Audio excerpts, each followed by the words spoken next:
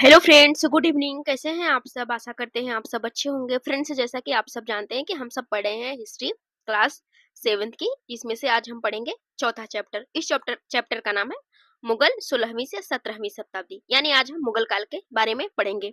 तो आइए शुरू करते हैं।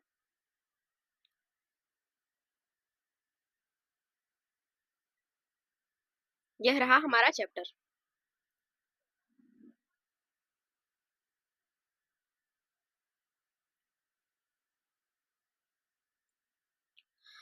मध्यकाल में किसी भी शासक के लिए भारतीय उपमहाद्वीप जैसे बड़े क्षेत्र पर, जहां लोगों एवं संस्कृतियों में इतनी अधिक विविधता हो, शासन कर पाना अत्यंत ही कठिन कार्य था।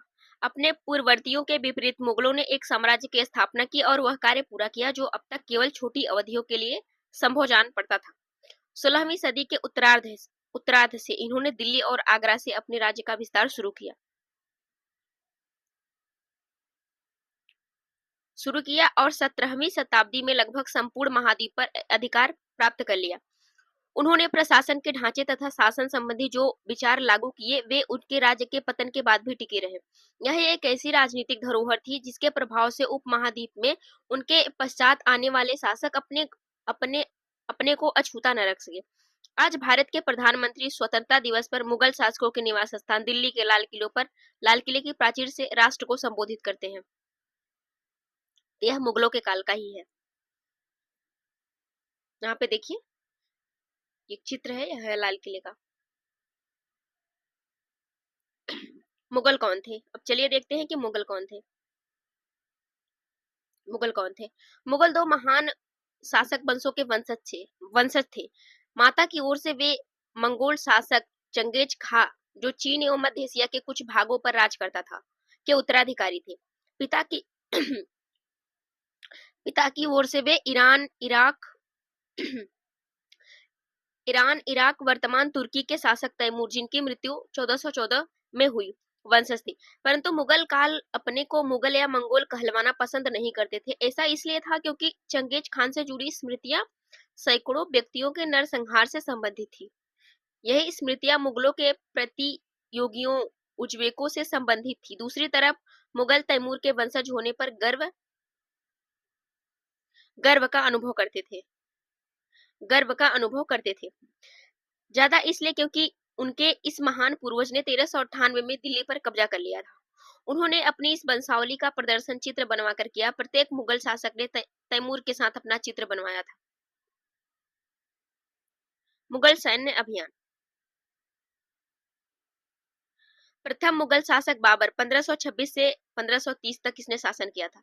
ने जब 1494 में फरगना राज्य का उत्तराधिकार प्राप्त किया तो उसकी उम्र केवल 12 वर्ष की थी। मंगोलों की दूसरी शाखा उज्बेकों के आक्रमण के कारण उसे अपनी पैतृक गद्दी खोनी पड़ी।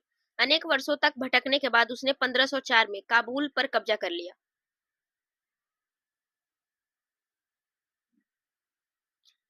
उसने 1526 में दिल्ली के सुल्तान इब्राहिम लोदी को पानीपत में हराया और दिल्ली और आगरा को अपने कब्जे में कर लिया। यहाँ पे एक चित्र दिया गया है, देखिए यहाँ पे मुगल फौजी अभियान पर। यहाँ पे देखिए, यहाँ पे ये है जो मुगल फौजी अभियान पर है। और दूसरा चित्र दिया गया है, देखिए ये कि 16वीं शताब्दी में युद्धों में तोप और गोलाबारी का पहली बार इस्तेमाल हुआ। बाबर ने इसका पानीपत की पहली लड़ाई में प्रभावी ढंग से प्रयोग किया था। यहाँ पे देखिए, इसका प्रयोग बाबर ने पानीपत की पहली लड़ाई में प्रयोग किया था, गोलाबारी और तोप का प्रयोग। यहाँ पे देखिए, अकबर का शासन किन किन क्षेत्रों पर था। इस मैप में देखिए, अकबर का शासन किन किन क्षेत्रों पर था। तो चलिए देखते हैं। अब ये देखिए, काबुल हो गया, कांधार हो गया, श्रीनगर, कश्मीर, लाहौर, पंजाब, पानीपत, दिल्ली, अंबर, मथुरा, आगरा, फतेहपुर सिकरी, अजमेर, चित्तौड़, सिंध, गुजरात, रणथंबोर, मालवा, इलाहाबाद, पटना, गोंडवाना, बंगाल, उड़ीसा, अहमदनगर, बीजापुर, गोलकुंडा, इन सभी क्षेत्रों पर जो था वो अकबर का शासन था। अब जो उत्तराधिकार की मुगल परंपराएं क्या थी, इसके बारे में हम जानते हैं।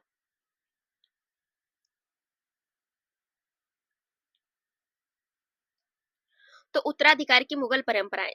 मुगल ज्येष्ठता के नियम में विश्वास नहीं करते थे, जिसमें ज्येष्ठ पुत्र अपने पिता के राज्य का उत्तराधिकारी होता था। इसके विपरीत उत्तराधिकार में वे शहदायत की मुगल और तैमूर वंशों की प्रथा को अपनाते थे, जिसमें उत्तराधिकार का विभाजन समस्त पुत्रों में कर दिया जाता था। आपके अनुसार उत्तराधिकार का कौन सा तरीका सही था, ज्येष्ठताधिकार या सहदा सहदायत सहदायाद?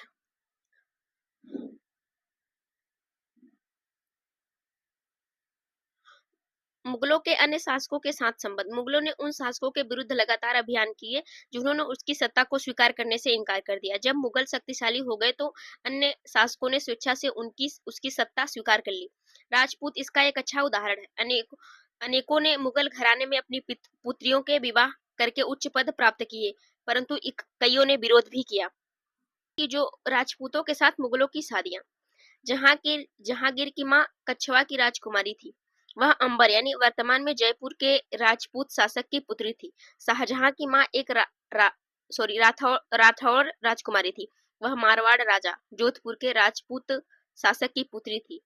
यानी राजपूतों सॉरी जो मुगल थे वो राजपूतों से शादियां किस प्रकार से करते थे।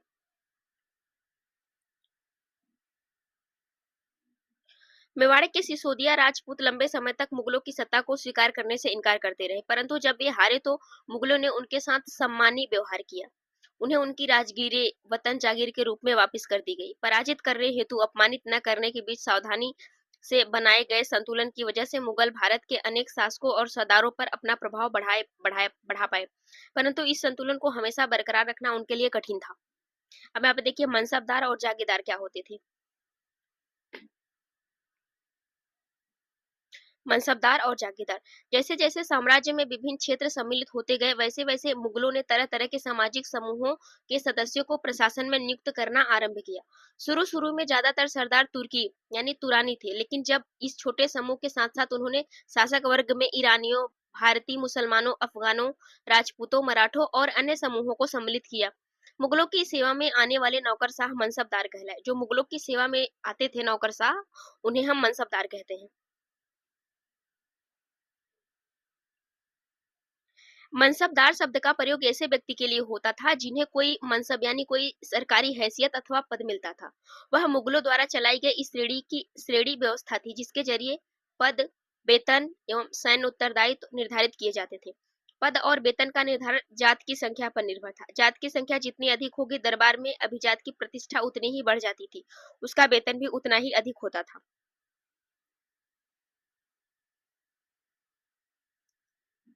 जो सैन्य उत्तरदायित्व मनसबदारों को सौंपे जाते थे, उन्हीं के अनुसार उन्हें घुड़सवार रखने पड़ते थे। मनसबदार अपने सवारों को निरीक्षण के लिए लाते थे। वे अपने सैनिकों के घोड़ों को दवग दगवाते थे एवं सैनिकों का पंजीकरण करवाते थे। इन कार्यवाहियों के बाद उन्हें सैनिकों को वेतन देने के लिए धन मिलता था। मनसबदार अपना वेतन राजस्व एकत्रित करने वाली भूमि के रूप में पाते थे, जिन्हें जागीर कहते थे। जो मनसबदार थे वो अपना वेतन राजस्व एकत्रित करने वाली भूमि के रूप में पाते थे, इन्हें ही हम जागीर कहते हैं। जो तकरीबन इक्ताओं के समान थी, परंतु मनसबदार मुक्तियों से भिन्न अपने जागीरों पर नहीं रहते थे और न ही उन पर प्रशासन करते थे। उनके पास अपनी जागीरों से केवल राजस्व एकत्रित करने का अधिकार था। वह राजस्व उनके नौकर उनके लिए एकत्रित करते थे, जबकि वे स्वयं स्वयं देश के किसी अन्य भाग में सेवारत रहते थे। अकबर के शासनकाल में इन्हीं जागीरों का सावधानी पूर्वक आकलन किया जाता था, ताकि उनका राजस्व मनसबदार के वेतन के तकरीबन बराबर रहे। औरंगजेब के शासनकाल तक पहुंचते पहुंचते स्थिति बदल गई। अब प्राप्त राजस्व मनसबदार के वेतन से बहुत कम था। मनसबदारों की संख्या में भी अत्यधिक वृद्धि हुई, जिसके कारण उन्हें जागीर मिलने से पहले एक लंबा इंतजार करना पड़ता था। इन सभी कारणों से जागीरों की संख्या में कमी हो गई। फलस्वरूप कई जागीरदार जागीर रहने पर यह कोशिश करते थे कि वे जितना राजस्व वसूल सके कर ले। अपने शासनकाल के अंतिम वर्षों में औरंगजेब ने इन परिवर्तनों पर नियंत्रण नहीं रख पाया। इसके कारण किसानों को अत्यधिक मुसीबतों का सामना करना पड़ा। जो कोई भी काल रहा हो, कोई भी समय रहा हो, अगर किसी को सबसे ज्यादा मुसीबत झेलनी पड़ती थी तो वह थे हमारे किसान। और आज भी उनकी स्थिति अच्छी हुई है, लेकिन बहुत अच्छी नहीं हुई है। जात और श्रेणियां क्या थी, इनको हम देख लेते हैं एक बार। कोष्टक में दिया गया है 5000 जात वाले अभिजातों का 1000 जात वाले अभिजातों से ऊंचा होता था। अकबर के शासन काल में 29 ऐसे मनसबदार थे जो 5000 जात की पदवी के थे। औरंगजेब के शासन काल तक ऐसे मनसबदारों की संख्या 79 हो गई। इसका अर्थ यह हुआ कि राज्य का खर्चा बढ़ गया था इन सब की वजह से। यहाँ पे देखिए अपने सवारों के साथ एक मनसबदार यहाँ पे इस तरह इस चित्र में दिखाया गया है। जब्त और जागीरदार क्या होता है? जब्त और जागीरदार, जब्त और जब्त और जमींदार मुगलों की आमदनी का एक प्रमुख साधन। मुगलों की आमदनी का एक प्रमुख साधन किसानों की उपज से मिलने वाला राजस्व था। अधिकतर स्थानों पर किसान ग्रामीण कुलीनों यानी कि मुखिया या स्थानीय सरदारों के माध्यम से राजस्व देते थे। समस्त मध्यस्थों के लिए, चाहे वे स्थानीय ग्राम के मुखिया हो या फिर शक्तिशाली सरदार हो, मुगल एक ही शब्द जमींदार का प्रयोग करते थे।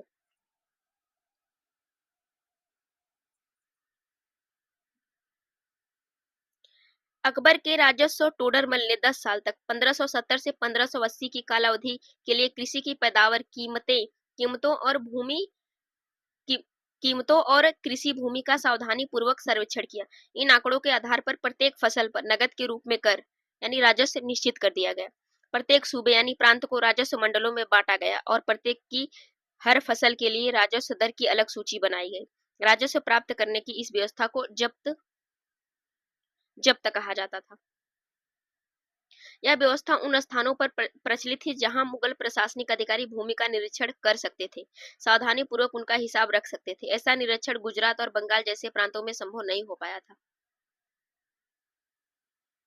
कुछ क्षेत्रों में जमींदार इतने शक्तिशाली थे कि मुगल प्रशासकों द्वारा शोषण किए जाने की स्थिति में वे विद्रोह कर सकते थे। कभी कभी एक ही जाति के जमींदार और किसान मुगल सत्ता के खिलाफ मिलकर विद्रोह कर देते थे। 17वीं शताब्दी के आखिर में ऐसे किसान विद्रोहियों ने मुगल साम्राज्य के स्थायित्व को चुनौती भी दी। यहाँ पे देखिए एक चित्र दिया गया है, चित्र संख्या 5, कि शाहजहां के राजकाल में एक लघु चित्र के ब्यौरे हैं जहां जहांगीर के समय भ्रष्टाचार को दिखाया गया है। भ्रष्ट अफसर रिश्वत देते हुए, एक कर अधिकारी गरीब किसान को सजा देते हुए। यहाँ पे देखिए रिश्वत लेते हुए और गरीब किसान को सजा देते हुए, तो उस टाइम भ्रष्टाचार भी था।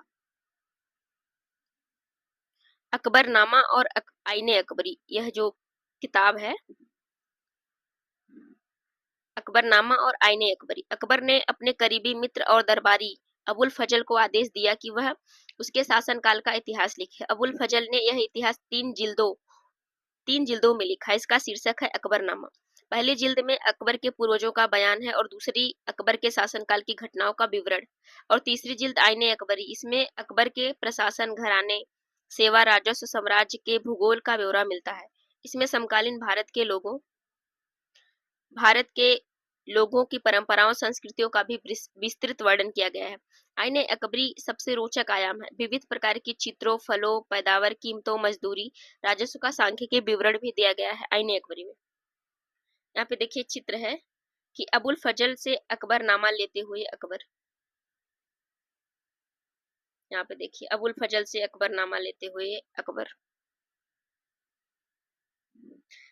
जहांगीर के दरबार पर नूरजहां का प्रभाव। देखिए नूरजहां का किस प्रकार से प्रभाव पड़ा था।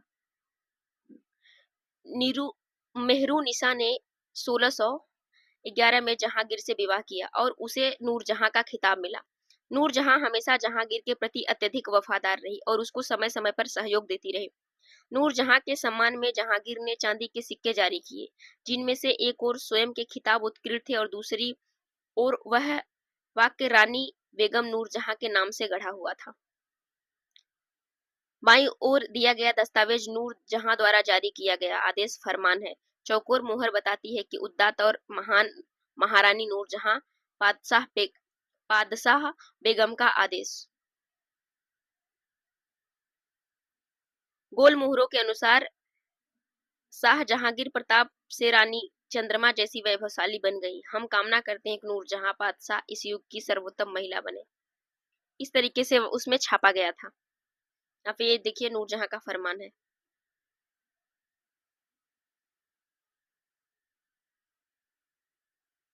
सुलह ए कुल।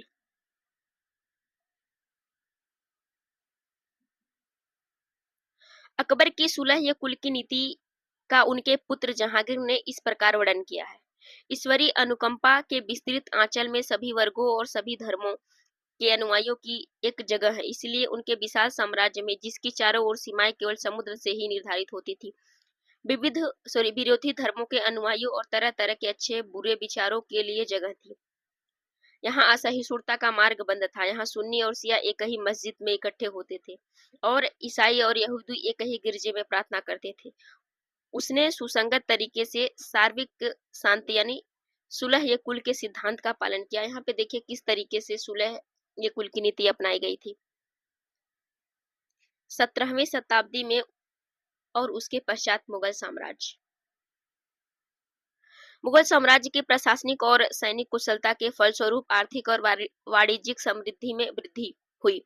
विदेशी यात्रियों ने इसे वैसा धनी देश बताया जैसा कि किस्से कहानियों में वर्णित होता रहा, परंतु यही यात्री इसी प्रचुरता के साथ मिलने वाली दरिद्रता को देखकर विस्मित रह गए। सामाजिक असमानताएं साफ साफ दिखाई पड़ती थी।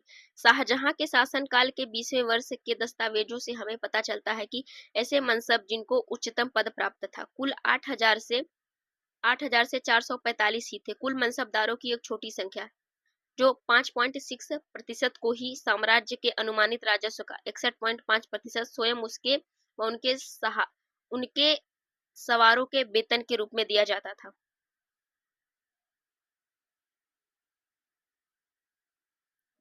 मुगल सम्राट और उनके मनसबदार अपनी आय का बहुत बड़ा भाग वेतन और वस्तुओं में लगा देते थे। इस खर्चे से शिल्पकारों और किसानों को लाभ होता था, चूंकि वे वस्तुओं और फसल की पूर्ति करते थे, परंतु राजस्व का भार इतना इतना था कि प्राथमिक उत्पादकों, किसानों और शिल्पकारों के पास निवेश के लिए बहुत कम धन बचता था। इनमें से जो बहुत गरीब थे, मुश्किल से ही पेट भर पाते थे। वे उत्पादन शक्ति बढ़ाने के लिए अतिरिक्त संसाधनों में, औजारों और अन्य वस्तुओं में निवेश करने की बात सोच भी नहीं सकते थे। ऐसी अर्थव्यवस्था में ज्यादा धनी किसान, शिल्पकारों के